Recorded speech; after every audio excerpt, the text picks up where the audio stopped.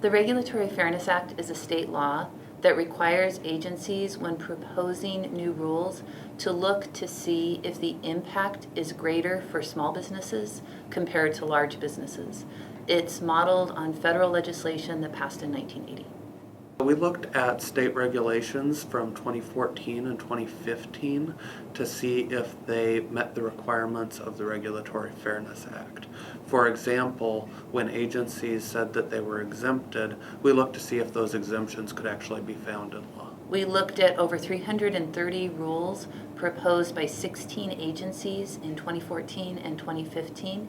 And when we looked at the proposed rules, we determined whether or not they met some of the most basic requirements of the Act.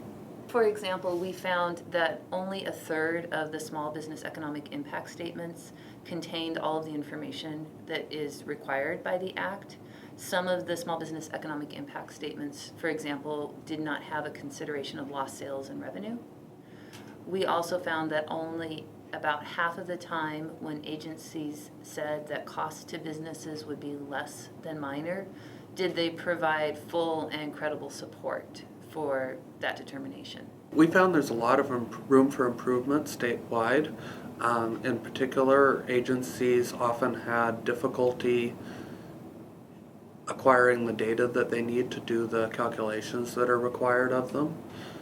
Agencies often had differing interpretations of some of the core requirements of the Act, and there was a lack of consistent and complete guidance statewide to assist agency staff in meeting these requirements. We found there's room for improvement.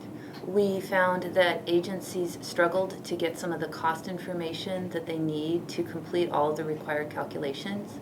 Business owners may not want to share that information because they consider it to be proprietary, or they fear that it might be used against them in some way. We also found that agencies did not have consistent guidance for staff across all of the agencies.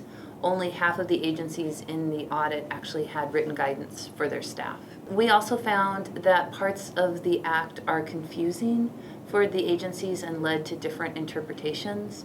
And so that results in agencies doing some of the analysis in situations where the required cost mitigation strategies may not be beneficial.